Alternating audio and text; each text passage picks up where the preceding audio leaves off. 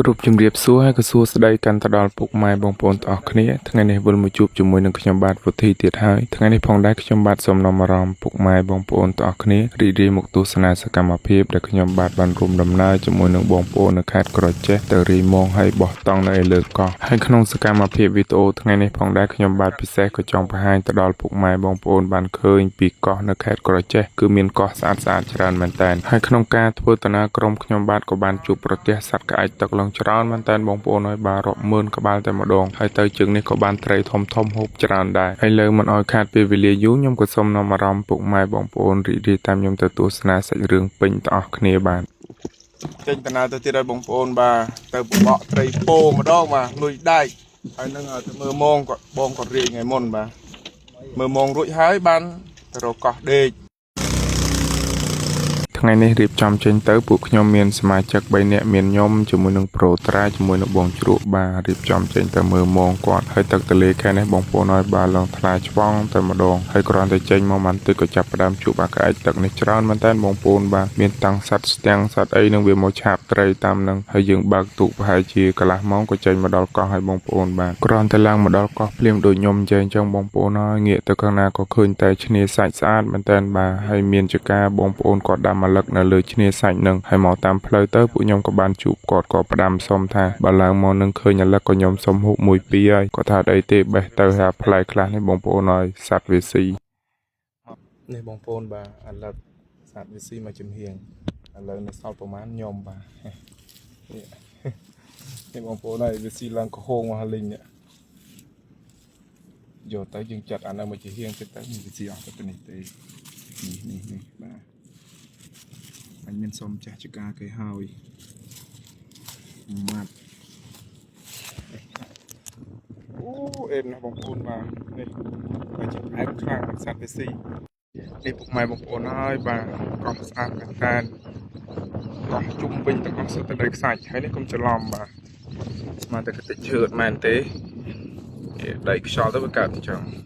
តាមពិតដីសោះហើយលើនឹងឃើញចាំងនឹងសុទ្ធតែប្រត់មើលទៅស្តៀងអត់ដឹងថាមាសបាទចាំងផ្លេតណាក្នុងព្រះទឹករៀបលេចហើយជុំវិញសុទ្ធតែទឹកតិចទៀតទៅរកបបកត្រីពោបាទទុកយើងទុកខាងនោះសុទ្ធតែដីខ្សាច់ហ្នឹងអីគេធ្វើផ្ទះហើយហ្នឹងហើយខ្សាច់ហ្នឹងយើងផ្ទះនៅក្នុងស្រួលដីខ្សាច់នេះអូយធ្វើផ្ទះវិឡាភូមិគ្រឹះប្រហែលទៅក៏ដូចជាពុកម៉ែបងប្អូនបានឃើញហើយបាទដីខ្សាច់និយាយពីថារាប់លានគៀបបងប្អូនហើយបាទហើយខ្ញុំក៏មិនប្រអងយូរក៏នាំគ្នាទៅលាក់អីវ៉ាន់ចុះហើយទៅមើលម៉ងឥឡូវទៅសាម៉ងបងប្អូនបាទទុកអីវ៉ាន់រួចហើយទៅសាម៉ងម្ដង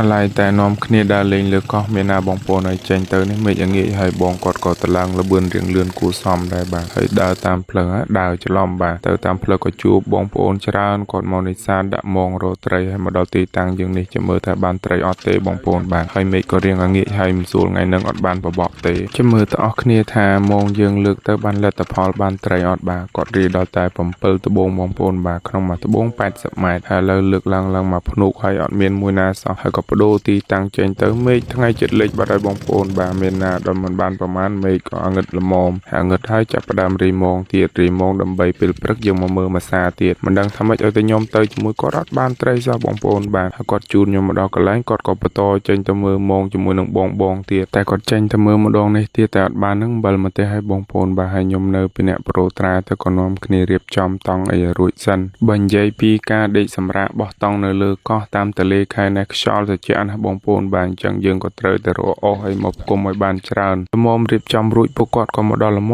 បងប្អូនហើយចាំមើលថាបានត្រីអត់និយាយពីថាត្រីក្អែកមួយឡើង4-5 គីឡូស្ដាយមែនតើខ្ញុំអត់បានទៅថតសកម្មភាពឲ្យបងប្អូនបានមើលពេលខ្ញុំទៅនឹងអត់បានត្រីទេដល់ពេលខ្ញុំអត់ទៅបានវាចៃដន្យអញ្ចឹងទៀតបងប្អូនហើយ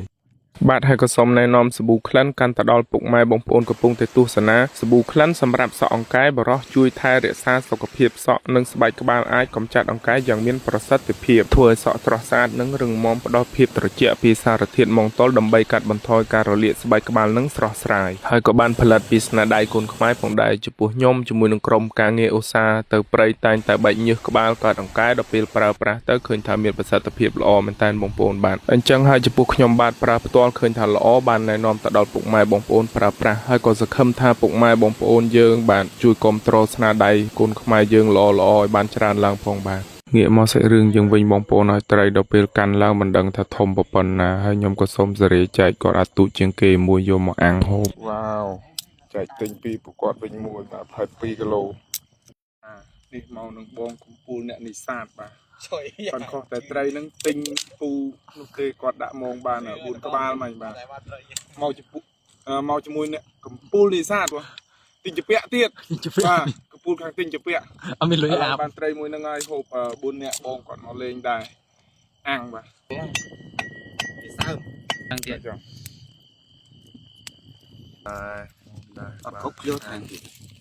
ជីវិតសាមញ្ញការដើរបោះតង់ផ្សងព្រេងឬក៏ចូលព្រៃបានតែពេលនេះចំពោះនឹងពួកខ្ញុំនឹងបានថាបបោឲ្យបងប្អូនបាទចំពោះពុកម៉ែបងប្អូនវិញយ៉ាងណាដែរបាទចូលចិត្តការរសជាតិដោយថាដើរបោះតង់ផ្សងព្រេងដូចជាពួកខ្ញុំអត់ក៏ដូចជាការចង់សាកល្បងចង់ស្គាល់ពីព្រៃនិងខ្ញុំនិយាយចំពោះតែពុកម៉ែបងប្អូនដូចថាមិនទាន់ដែលចូលព្រៃទេបើថាតាយាយចំនួនមុនពូនៅតាមព្រៃភ្នំជនបទគឺគាត់ច្បាស់ពីព្រៃស្រេចហើយដូចពួកខ្ញុំអញ្ចឹងពេលខ្លះកន្លែងខ្លះទៅក៏ដឹងថាវាមានគ្រោះថ្នាក់ហើយក៏ត្រូវដើរហត់ថ្មិចបើព្រោះការស្រឡាញ់ចឹងដឹងថាហត់ដឹងថាគ្រោះថ្នាក់ប៉ុន្តែទៅចង់ទៅឲ្យដល់នៅមានការអន្ទិលឆ្ងល់ដល់ពេលទៅពេលខ្លះទៅក៏ហត់ពេកទៅថាអូទៅតែម្ដងឡើងទៅហើយដល់ពេលទៅដល់គោលដៅទៅមានណាមកវិញហើយចង់ទៅវិញទៀតខ្ញុំម្ល៉េះតែអង្គុយរៀបរាប់នឹងមានណាបាយចិត្តហើយបាទហើយបងប្អូនហើយបាទឥឡូវបាយហើយបងគាត់ក៏រៀបចំទៅផ្ទះវិញហើយពួកខ្ញុំនៅដេកនៅកោះពីអ្នកនឹងប្រូត្រាហើយគ្រាន់តែហូបបាយរួចពួកគាត់រៀបទៅវិញក៏មិនបានសុខទៀតបងប្អូនហើយបាទវាលបូតអាឡាបតាហាលនេះធ្លាក់ទឹកសំណាងដែរធ្លាក់ម្ដុំនឹងខ្ញុំរកឃើញមានណារមអាយុដបងនឹកថាបាត់ហើយ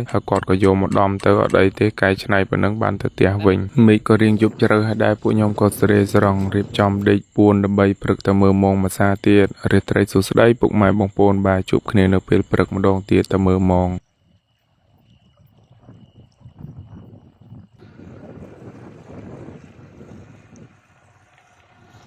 អរុនសួស្ដីពុកម៉ែបងប្អូនទាំងអស់គ្នាពេលព្រឹកថ្ងៃមិនទាន់រះមិនដឹងធ្វើអ្វីខ្ញុំក៏មករត់ហាត់ប្រាណបន្តិចទៅមករយៈនេះមិនដឹងថាម៉េចទេខ្ញុំដើរព្រៃណាស់ដែរបាទដើរចុះដើរឡើងដើរច្រើនណាស់ដែរគីឡូនៅតែដែរលុយអត់មានស្រកតិចណាសោះដល់តែគីឡូរៀងធ្ងន់អញ្ចឹងយើងដើរឆាប់ហត់ណាស់ខ្ញុំជឿថាបងប្អូនក៏អញ្ចឹងដែរបាទពេលគីឡូយើងធ្ងន់យើងធ្វើការក៏ឆាប់ហត់ហើយរត់ក៏មិនបានយូរបើថាឡើងភ្នំទៀតអូយចុកជើងណាស់បងប្អូនហើយបាទហើយខ្ញុំនេះនិយាយមិនដឹងដល់ណាដល់ណីហើយទេហើយក៏សូមពុកម៉ែបងប្អូនបាទជាស្រ័យផងខ្ញុំថ្ងៃនេះបញ្ចូលសលេងនិយាយដឹងទៅខាងណាខាងណីទេរៀងហោហើយទៅបែលត់បន្តិចហើយខ្ញុំក៏ចង់និយាយទៅដល់រឿងពីមុនបាទខ្ញុំស្រឡាញ់នៃការថតវីដេអូនេះយូរហើយបងប្អូនហើយប្រហែលជាជាង10ឆ្នាំហើយខ្ញុំដើរព្រៃគិតទៅបានប្រហែលជា2-10ឆ្នាំហើយដែរខ្ញុំដើរព្រៃបាទគ្រប់យ៉ាងក៏ព្រោះតែការស្រឡាញ់នៅលើវិស័យនឹងហើយណាមួយកន្លែងខ្លះខ្ញុំទៅដល់អញ្ចឹងខ្ញុំបានឃើញខ្ញុំក៏ចង់ឲ្យបងប្អូនបានឃើញដែរបាទសំណាងល្អមករយៈក្រោយនេះបានមិត្តភ័ក្តិបងប្អូនគាត់បរៀនពីការកាត់តអញ្ចឹងហើយបានខ្ញុំមានឱកាសបានថតវីដេអូឲ្យបងប្អូនទស្សនា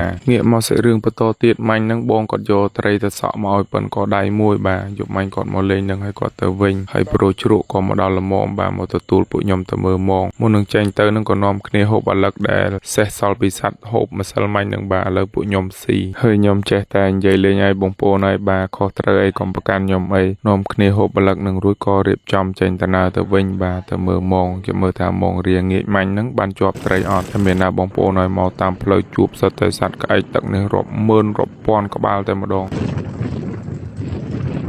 ច្រើនណាស់ពាន់រាប់ម៉ឺនក្បាលក្អែកទឹកបងប្អូនអើយ ច្រើននិយាយទៅច្រើនមែនតើបងប្អូនហើយកន្លែងខ្លះទៅឆ្ងាយខ្ញុំថតអត់ឃើញខ្ញុំថារាប់ម៉ឺនក្បាលនេះមិនមែនទេបងប្អូនហើយអាចរាប់សែនក្បាលហើយនោះនេះក៏ព្រោះតែអត់មានការប្រមាញ់បាញ់វាអញ្ចឹងហើយបានវាបានរស់នៅបានយូរបានច្រើនហើយក៏សង្ឃឹមថាតទៅមុខបងប្អូនកុំបាញ់ឬក៏ប្រមាញ់វាអីបាទហើយចំពោះសកម្មភាពវីដេអូខ្ញុំបាទថ្ងៃនេះក៏ឈានមកដល់ទីបញ្ចប់ដែរបាយបាយពុកម៉ែបងប្អូនជួបគ្នានៅសកម្មភាពវីដេអូក្រោយទាំងអស់គ្នាបាទ